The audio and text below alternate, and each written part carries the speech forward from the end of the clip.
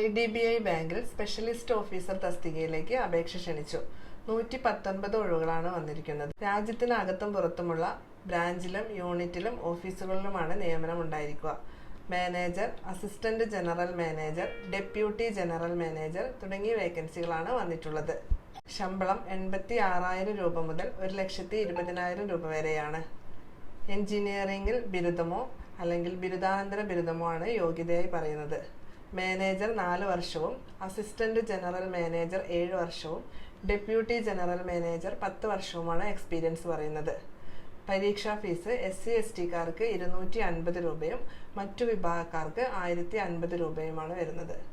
ഓൺലൈനായാണ് അപേക്ഷ സമർപ്പിക്കേണ്ടത്. അപേക്ഷ സമർപ്പിക്കേണ്ട അവസാന തീയതി ഏപ്രിൽ 20.